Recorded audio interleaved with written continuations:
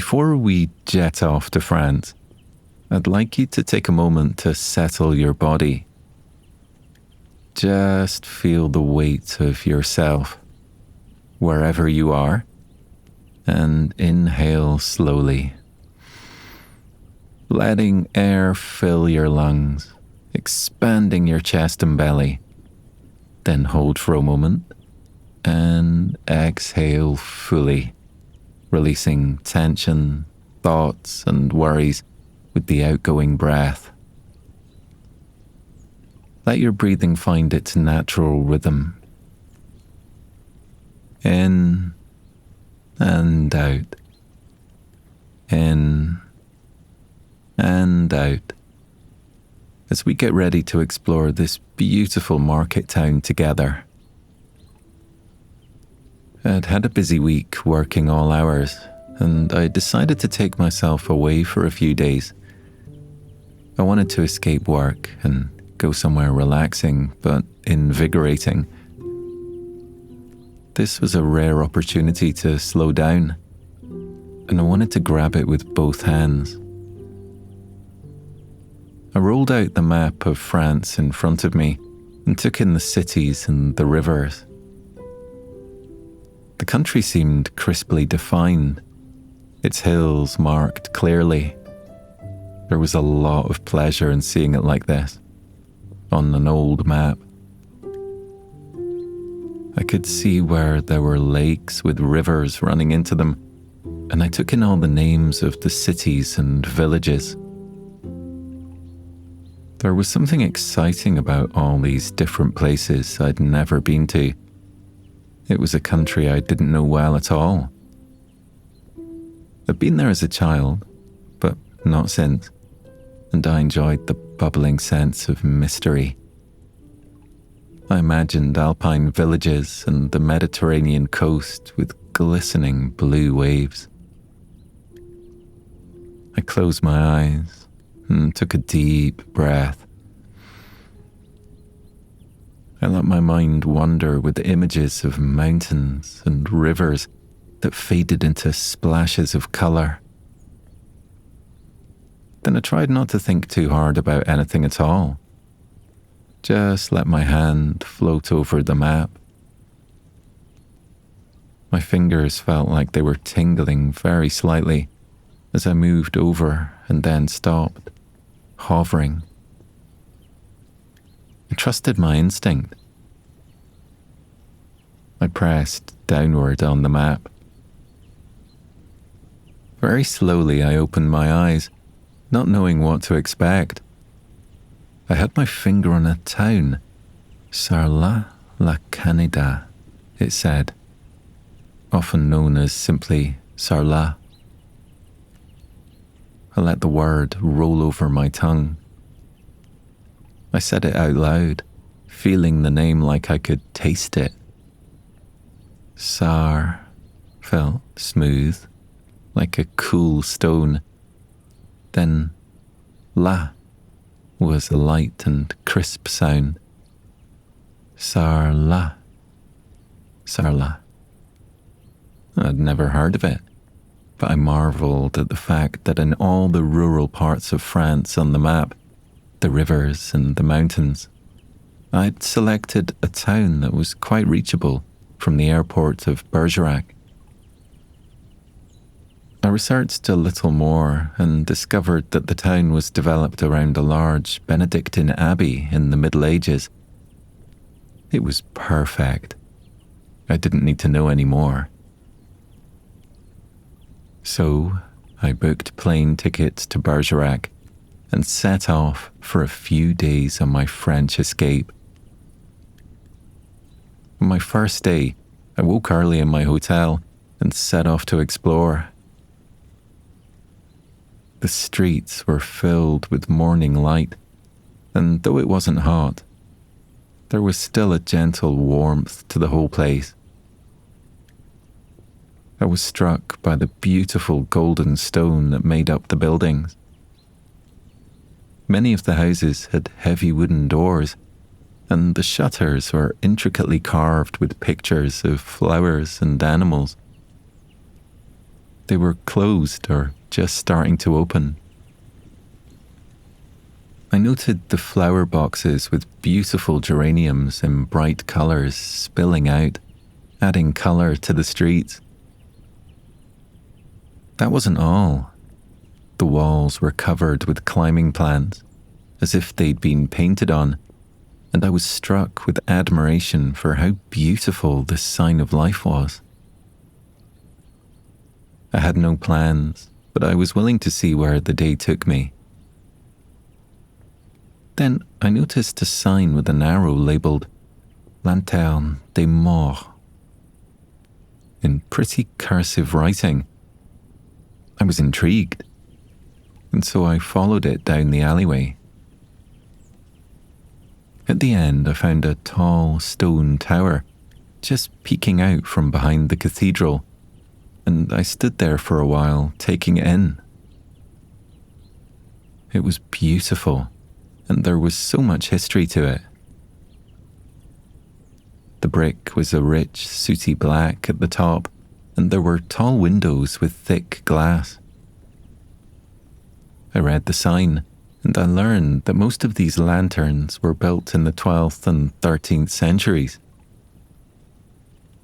The morsel of information that I found fascinating from the sign was that the exact function of these structures was unclear. There were no written sources about them. That ambiguity had a certain magic to it, something unknown. I liked that the building had kept its secrets for hundreds of years, and now I was there, experiencing it, just standing below and wondering what it could have been, what purpose it had. I thought it might not need a purpose at all. Just to be was enough. Next, I wandered down a twisting alleyway. It was starting to get busier in the town, with people going about their daily business, and I could see the market stalls in the distance. It was comforting to hear people chatting and setting up for the day. The market began with some pieces clearly made by skilled artisans. There were beautiful wooden spoons with visible knots in the grain. I spotted big salad bowls and leather bags. Then there were soaps, all different types. Lavender and bergamot and rosemary, letting out a soft scent. Then it was time for the food stalls, and I saw that this was where the town's people were coming to pick up their produce for the day. Seeing all these different crafts made me think of all the things I like to make. I hadn't felt inspired for a few years, but I loved making things with my hands. I'd done pottery, painting, and a little sewing. I'd no desire to sell my creations, but standing there at the stall, I remembered the freedom of creating and how special it felt to do my own thing. It felt like by being here, in this small French town where no one knew me or judged me, I was free to change myself. I made a resolution that when I returned, I would pick up one of those hobbies. This wasn't a life-changing decision. It was something small, yet it felt deeply meaningful. It was as if I knew that it would bring joy to my days. I walked on, happy with my revelation, and I decided to buy some gifts for my family at home. There was such delight in choosing something for each person that would suit them perfectly. For my friend Elizabeth, I selected a beautiful leather wallet. It was soft in my hand already, and I imagined it growing softer and softer over time, the fibers loosening like shoulders after a long day. Then I decided to buy gifts for my parents. Soon, I saw two large earthenware mugs. Both were a warm shade of terracotta, like the final embers of fire. I was taken by the fact that I could see the maker's fingerprints in both of them, just a very subtle indent to the bottom of each mug. There was something of the creator in them.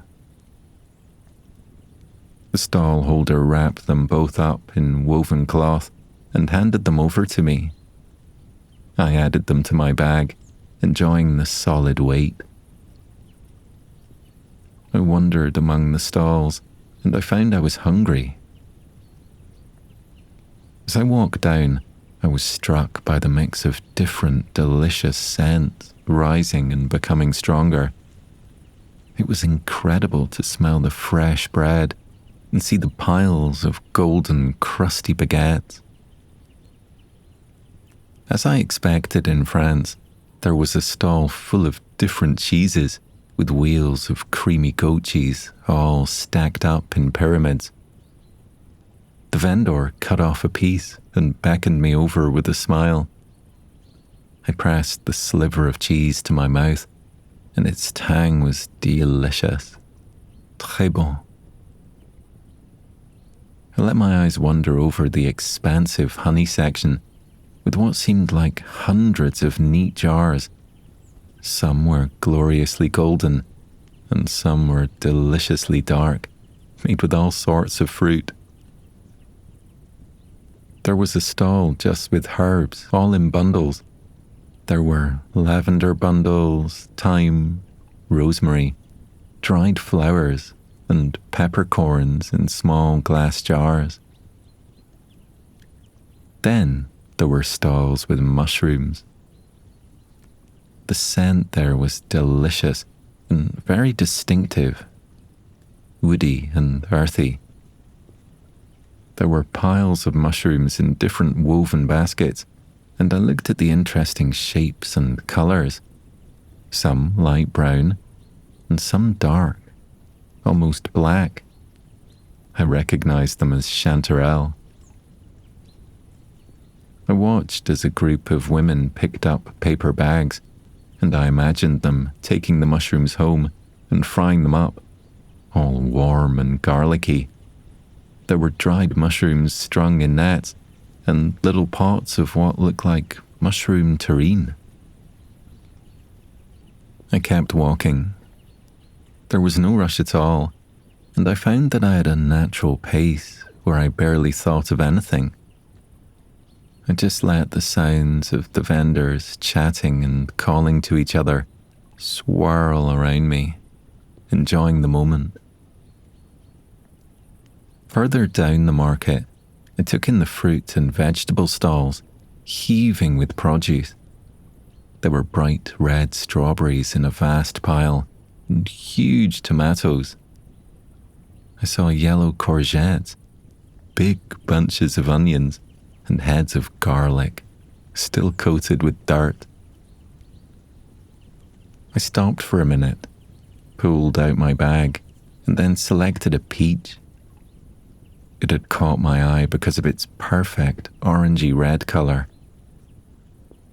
I'd never considered a peach for so long before, but looking at it, it seemed very much like the perfect peach, the perfect colour.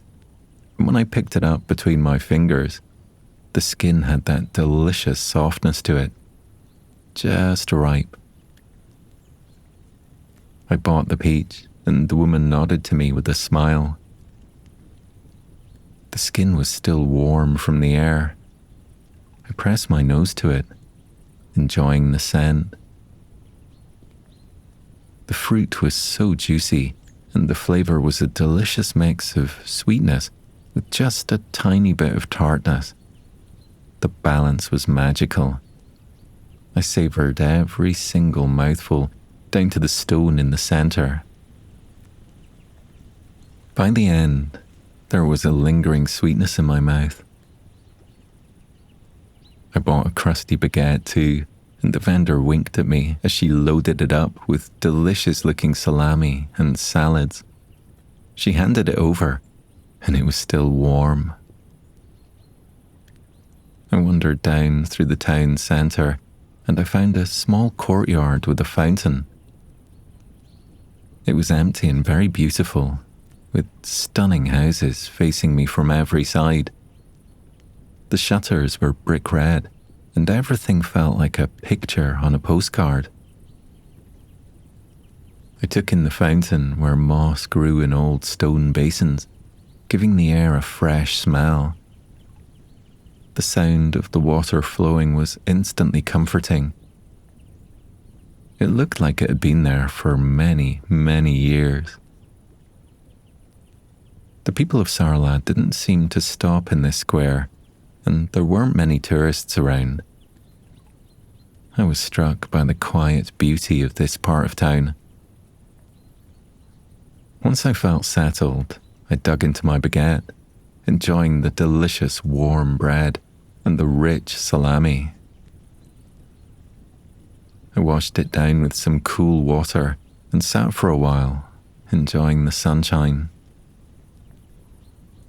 I was savouring the slow day without caring much about what time it was. After I'd eaten, I walked back to the square, noticing an accordion player. How French, I thought. The music was loud and jolly, and people stopped and clapped. I watched for a while, and then I wandered away from the centre. I was enjoying this way of moving, from the warm, bustling streets to the shaded, quieter parts, and then back again. It felt like a natural way to enjoy the town. I continued my stroll and found myself in a beautiful little garden. The sign read, Les Jardins du Plantier. I tiptoed gently and watched the old men who stood around chatting in small circles. A dog sprawled in the shade, and I looked at the different plants and herbs with gravel paths snaking through them. The church bells sounding behind me. I found a bench and sat as I looked around the gardens. I felt like quietly observing the town, as if this was the best way to enjoy it.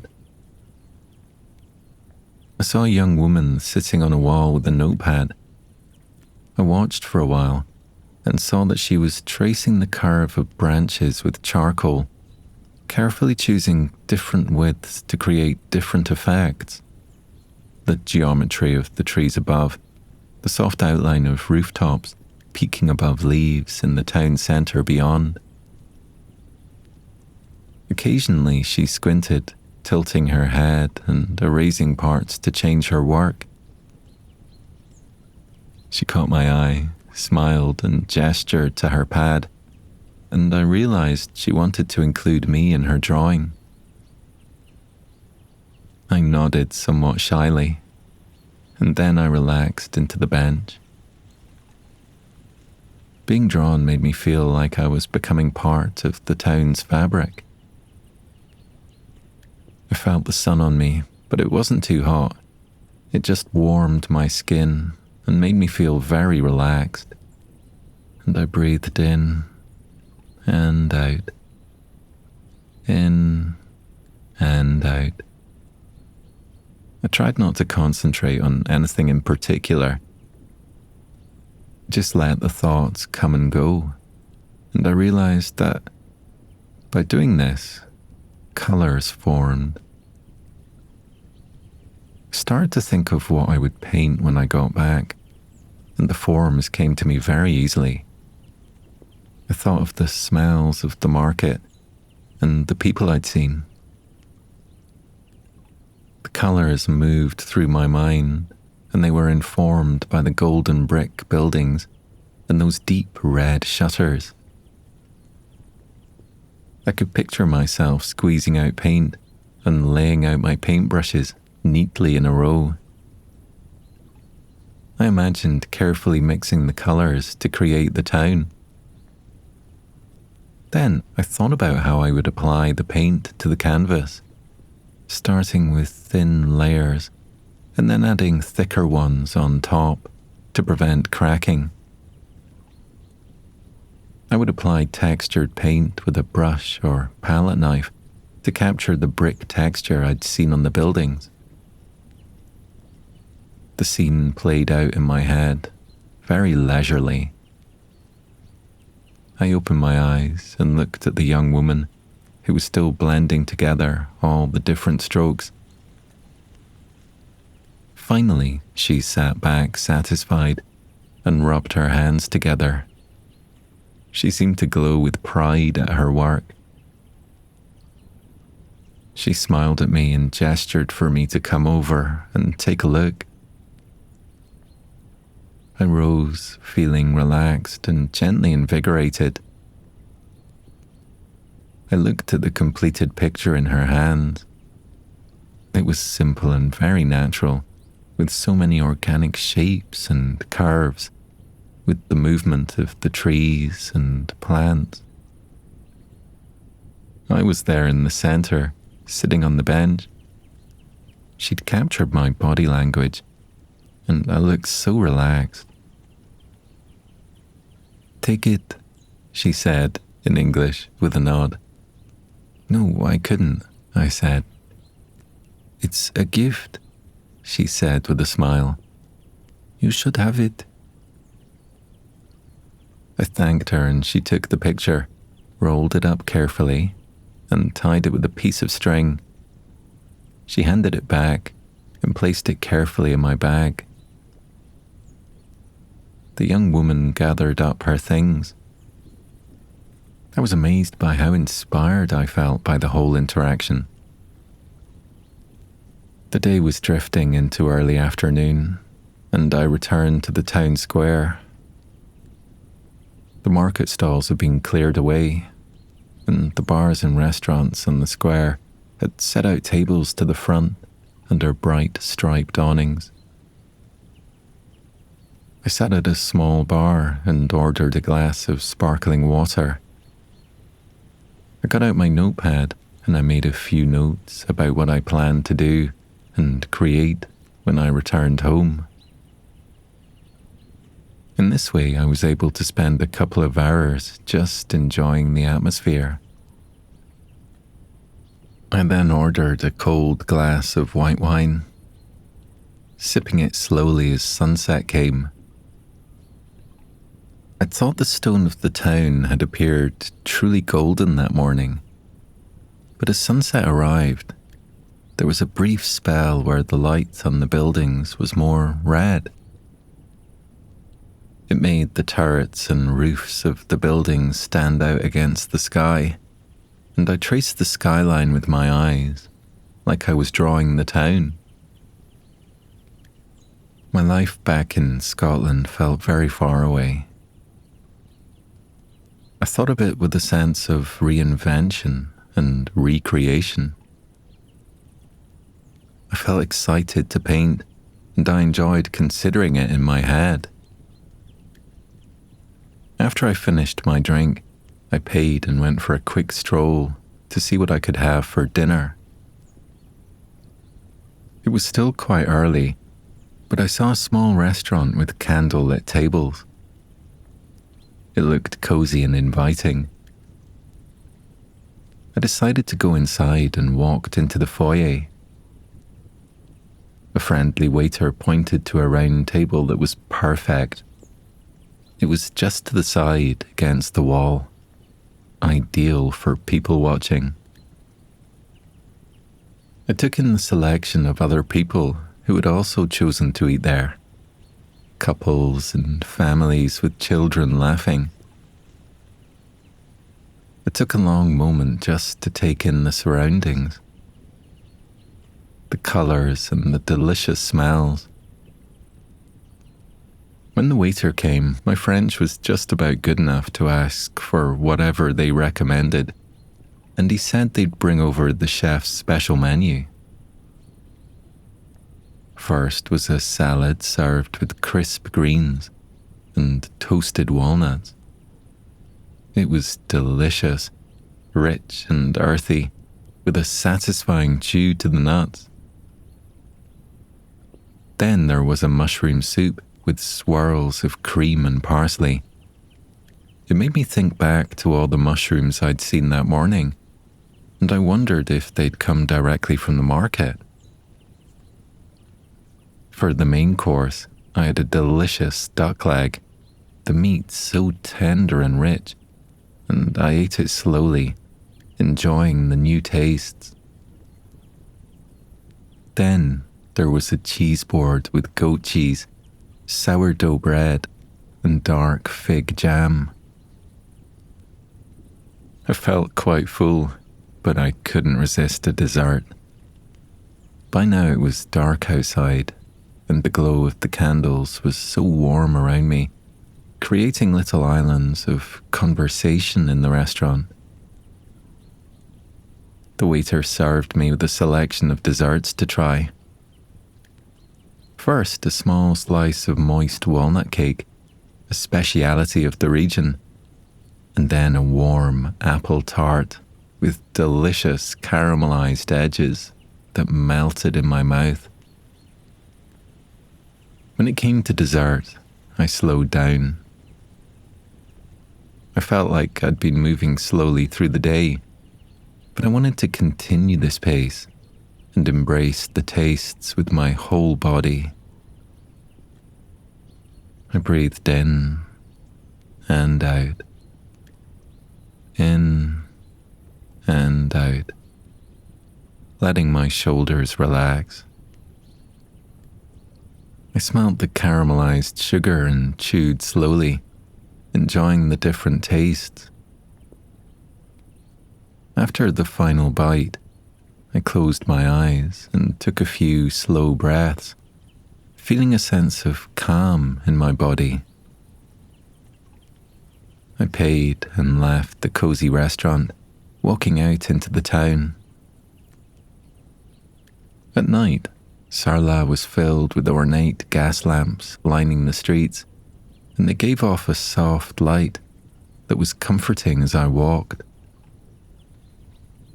There were lots of people sitting outside, and the evening still held the warmth of the day, as if it were stored in the stone walls. I made my way back to my hotel, slipping down a side street. As I walked, the noise of the central square became a soothing, distant hum. There was no rush at all, just my cozy bed waiting for me, and I let each step land with care. The alley lights were dim, painting long shadows on the street. I breathed in the cool air. In and out. In and out. I walked falling into an easy rhythm. There was space in my mind to take note of the small details, the texture of brick walls, and the pattern of cobblestones. The town of Sarlat looked soft at night, and the honeyed stone seemed deeper and redder. The gentle shadows reminded me of the charcoal portrait I had in my bag, and I felt a certain lightness to my step because of how much beauty I'd seen that day. I walked on, and as each thought arose, I just let it pass. I returned to my breath and felt the quiet. When I reached my hotel, I looked into the glowing foyer and stepped inside. We'll leave our story there for tonight. I hope you enjoyed spending some time in France with me. Sleep well and sweet dreams.